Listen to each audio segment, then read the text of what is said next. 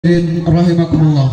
Selanjutnya sambutan dari Bapak Wakil Bupati Lombok Timur yang akan disampaikan oleh Haji Muhammad Hadi Wijaya. Kepada beliau kami persilakan.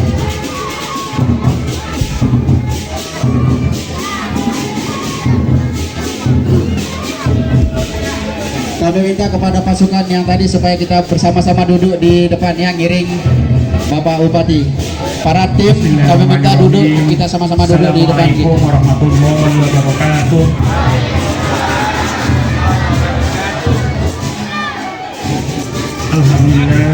Alhamdulillah rabbil alamin. Wassalatu wassalamu ala asrofil anbiya'i wal mursalin wa ala alihi wa sahbihi ajmain. Amma ba'du. Yang terhormat pimpinan Pondok Pesantren Al-Istiqomah, yang terhormat Bapak Bantu Haji, yang terhormat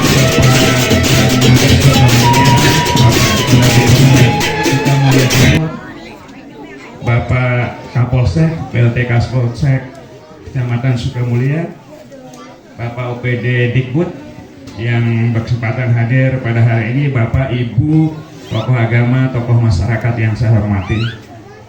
Alhamdulillah, puji syukur kita panjatkan kehadirat Allah Subhanahu wa Ta'ala bahwa pada hari ini kita masih diberikan nikmat hidup, nikmat sehat, diringankannya langkah kita untuk menghadiri acara peletakan batu pertama ruang kelas baru Pondok Pesantren Al-Istiqomah.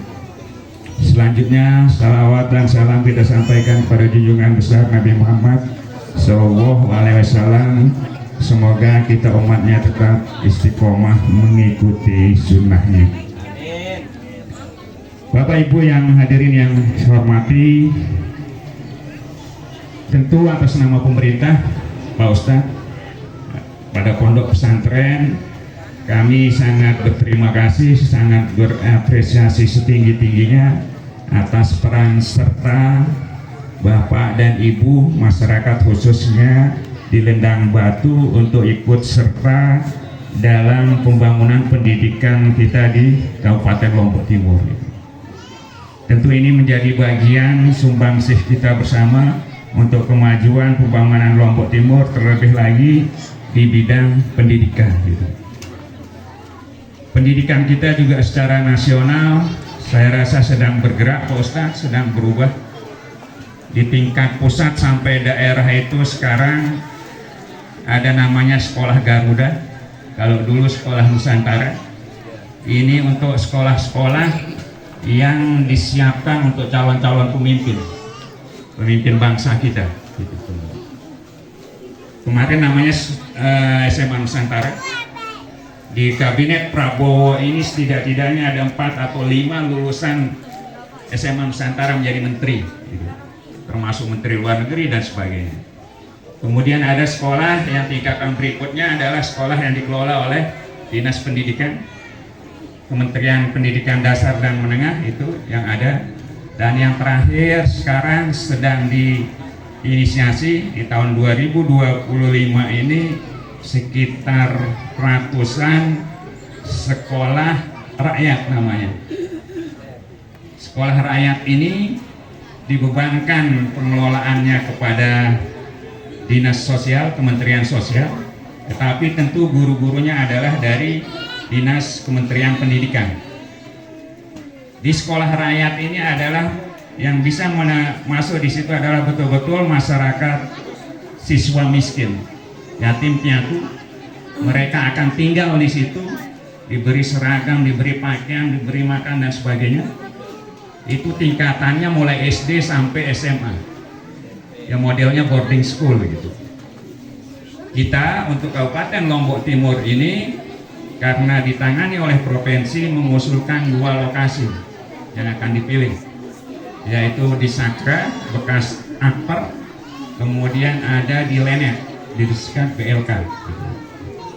Mudah-mudahan ini juga segera terwujud sehingga sebagian masyarakat kita yang kesulitan mengakses dunia pendidikan, khususnya masyarakat kita yang tidak mampu bisa segera menikmati pendidikan secara betul-betul gratis.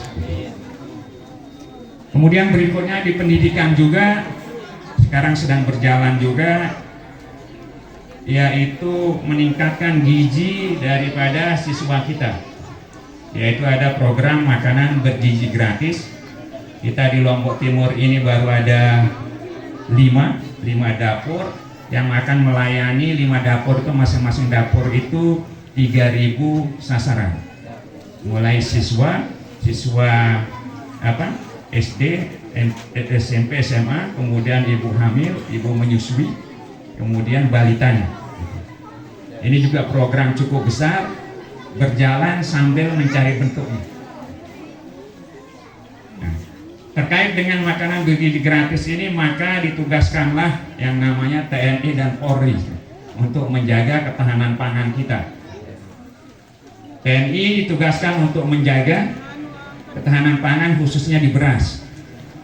Apa yang dijaga bahwa harga beras atau gabah di tingkat petani itu di pinggir jalan siap diangkut itu 6.500.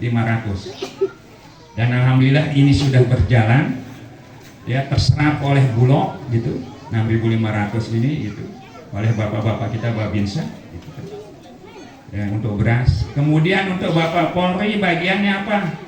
Jagung. Beliau diminta untuk mengawal jagung gitu. Sehingga Bapak Kapolda, Bapak Ano menanam jagung bersama, kemudian panen jagung bersama dan sebagainya. Dan sekarang dampaknya sangat dirasakan oleh petani kita. Beras gabah itu terjamin 6.500. Nah, yang agak sedikit terkendala kita, Pak Kapolsek, adalah di jagung. Jagung itu juga sedang booming produksinya gitu. Sampai-sampai gudang Bulog itu sudah penuh oleh gabah, penuh oleh jagung yang diadakan tahun 2024 sehingga harus dilelang keluar dan sebagainya, sehingga potensi ketahanan pangan kita sangat aman. Sehingga boleh Menteri kemudian Prabowo tadi saya lihat di running stack mengizinkan menteri kita untuk mengekspor beras, ya. Karena sampai tahun 3 bulan ini sudah stok beras kita cukup aman gitu. Ini belum bulan panen yang puncaknya kan belum ini, bulan Mei gitu.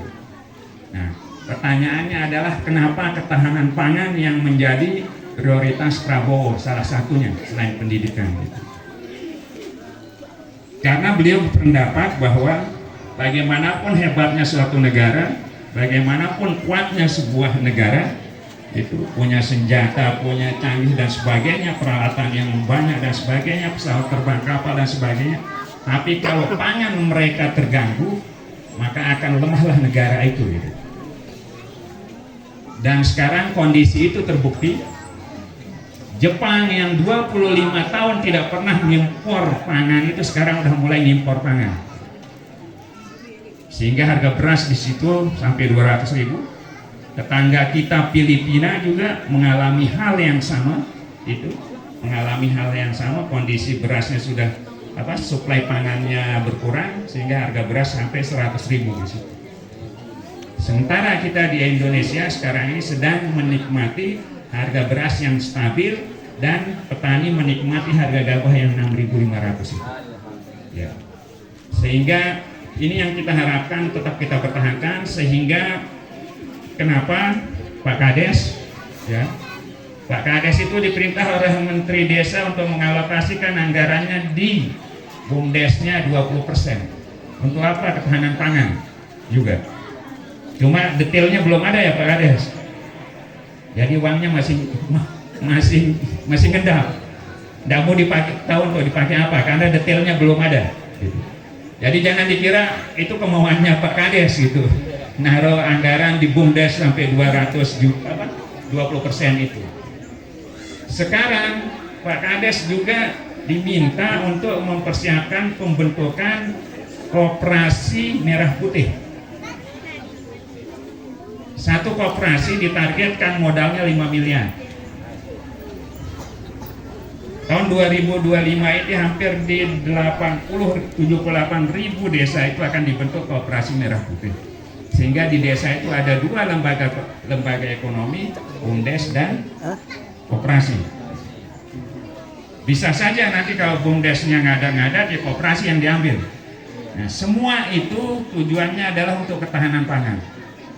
Ketahanan pangan, kemudian uang itu akan bergerak beredar di masyarakat setempat. Paling tidak dalam lingkup Lombok Timur. Gitu. Ini perubahan-perubahan yang sedang terjadi di negara kita, dan kita pemerintah Lombok Timur juga harus beradaptasi, menyesuaikan diri dengan perkembangan-perkembangan yang ada di negara kita. Terlebih kami bersama Pak Hairul Warisin, belum 70 hari kami menjadi bupati dan wakil bupati. Gitu. Ya. Tapi kami tetap cepat menyesuaikan diri itu terkait dengan ini. Gitu. Meminta izin kepada Gubernur Bali agar sapi kita itu bisa lewat di Bali melalui darat. Untuk apa? Untuk sampai ke Pulau Jawa gitu. Karena sekarang kita tidak dikasih lewat karena wilayah untuk karantina dan sebagainya itu tergantung provinsi masing-masing gitu. Sehingga kita berharap sapi-sapi kita yang ada di Lombok terutama itu bisa keluar dari Lombok gitu, sehingga akan meningkatkan harga sapi hidup gitu, sehingga mendapatkan petani gitu. Ya, itu tujuan-tujuan daripada program kita.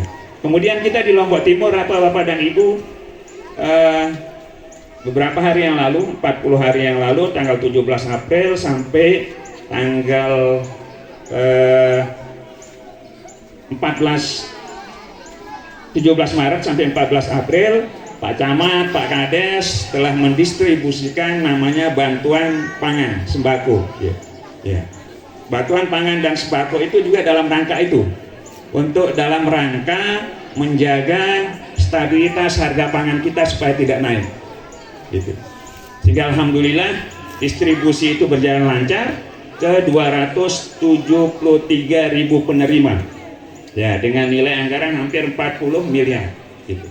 Itu juga tujuannya itu agar uang itu beredar di masyarakat gitu.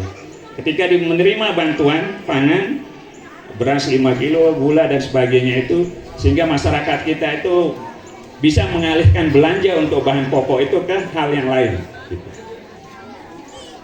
Dalam waktu kurun sampai akhir tahun, kita juga pemerintah akan menggelontorkan bantuan permodalan kepada pedagang kaki lima, pedagang bakulan, kemudian pedagang asongan, berupa bantuan modal. Sekarang mungkin belum nyampe di Pak Kades, belum tersosialisasi Pak Kades. Gitu. Sudah banyak yang bikin apa namanya, surat keterangan usaha, gitu loh. Tetapi nanti pada saatnya ketika Juklak-Juknis sudah keluar, mungkin Pak Kades dan sebagainya, Pak Kecamatan juga akan sebagainya akan diajak untuk berembuk terkang Juklak-Juknis itu. Sehingga siapa yang berhak dapat gitu. Sekarang kan Pak Kades tidak tahu yang minta surat keterangan usaha itu betul-betul dia berusaha apa enggak. Ya Pak Kades ya, bisa kita jadi pengusaha dadakan gitu kan, sehingga sasarannya tidak pas. Kita mencoba menghindari itu sehingga tepat sasaran gitu. Sehingga juga kenapa Presiden menginstruksikan agar data sosial itu juga hanya satu. Ya, data kemiskinan, data apapun namanya, penerima BLT dan sebagainya itu hanya satu. Maka DTKS yang ada di desa, yang ada operator SIK Enjin sini, Pak Kades? Ada operator SIK Enjin sini? Ada ya? Ya, itu di desa ada namanya operator SIK Enjin, ada namanya DTKS, sehingga yang berhak mendapat bantuan apa namanya BLT, kemudian PKH, BPJS gratis dan sebagainya harus masuk DTKS. Nah sekarang itu dilebur, DTKS itu menjadi data terpadu ekonomi sosial nasional, sehingga di situ terhimpun semua, gitu. Terhimpun semua data itu, sehingga pemerintah daerah juga tentu akan memberikan bantuan mengacu kepada itu. Gitu. Pemerintah desa, BLT desa juga akan mengacu kepada data tersebut kan gitu. Nah, semua tujuannya adalah untuk kesejahteraan masyarakat. Sehingga kenapa kami bersama Haji Harwarisin itu mengusung tagline SMART itu. Huruf S pertamanya itu adalah sejahtera. Ketika masyarakat sejahtera, maka masyarakat gampang kita ajak maju. Ya. Sejahtera ketika kita berkeadilan memberikan bagian daripada APBD kita. APBD kita jangan hanya berpihak kepada satu kelompok tertentu saja, gitu. Tetapi semua komunitas, semua masyarakat juga berhak mendapatkan itu. Nah, itu tujuan kami, gitu, seperti itu. Nah, artinya lambat, tapi insya Allah pasti, gitu, Pak Tuan Guru, gitu. Kita akan mengarah itu. Termasuklah religius itu, Tuan Guru, dan transparan itu. Kami sedang mencoba, Tuan Guru, menghubungkan antara pemerintah daerah dalam hal ini OPD, pemerintah daerah, dengan para dai muda kita, para ustadz-ustadz kita, para khotib-khotib kita, untuk kami pemerintah daerah itu menitipkan pesan-pesan pembangunan di para khotib-khotib kita, tuan guru kita, dai-dai kita itu. Jadi nanti dinas-dinas itu apa yang perlu disosialisasikan terkait dengan pembangunan itu akan dibuatkan dia semacam metrik, semacam catatan, pointer. Nah, selanjutnya para tuan guru kita, khotib kita yang menerjemahkannya. Ya paling barang 1-2 menit ketika diselipkan di khotbahnya, di pengajiannya, pesan-pesan itu akan bisa disampaikan gitu. Sehingga masalah transparansi menjadi terbuka, tuan guru gitu.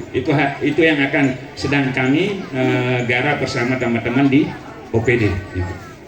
Baik Bapak dan Ibu, tidak berlama-lama karena izin Pak Ustadz yang harus bergeser juga ke mana siapa gitu, Mampeni gitu, seperti itu Pak Polsek gitu. Nah, terakhir Bapak dan Ibu yang pesankan, mari kita menjaga keamanan dan ketertiban, ya.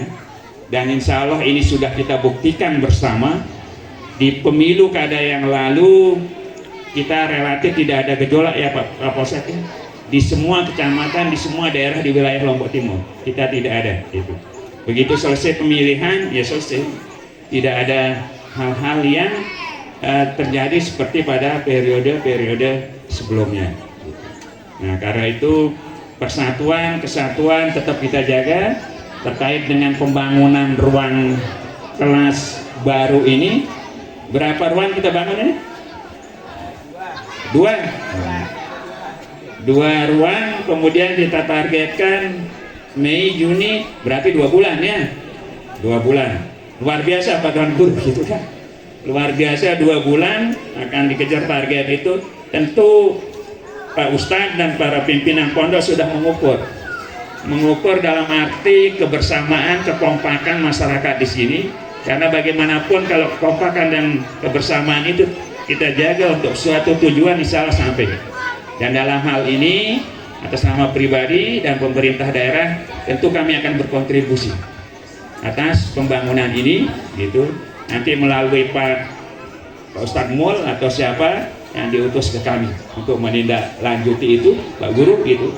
Sehingga target yang Pelungguh canangkan 2 bulan itu ruang kelas baru, murid juga bisa di tempat yang baru gitu. Mungkin itu yang bisa saya sampaikan di acara peletakan batu pertama pembangunan luas kelas baru ini. Sekali lagi terima kasih Bapak dan Ibu berkenan mengundang Tian untuk bersilaturahim terutama di Dusun Lendang Batu ini. Terima kasih. Assalamualaikum warahmatullahi wabarakatuh.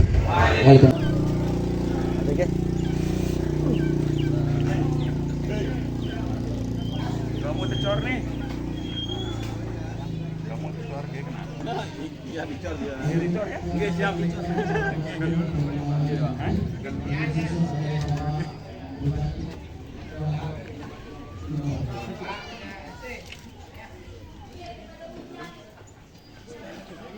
Udah. Kita tumpah aja ya, Bang. Udah cekangnya aja. Rul.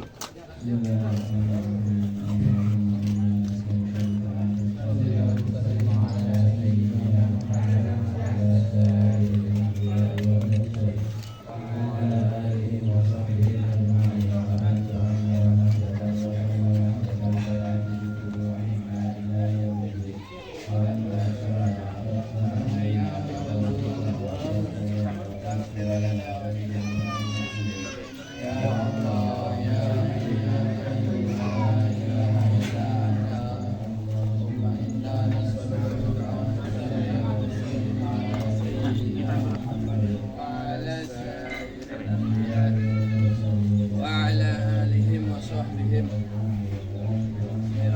Yang dihadiri oleh Bapak Camat Kecamatan Sukamayan. Wa anta subhana wa ta'ala alaina wa tarzuqana wa ta'ala. Awas, hati-hati. Aman. Aman. Subur. Subur. Jaga berat badan ya Pak Camat.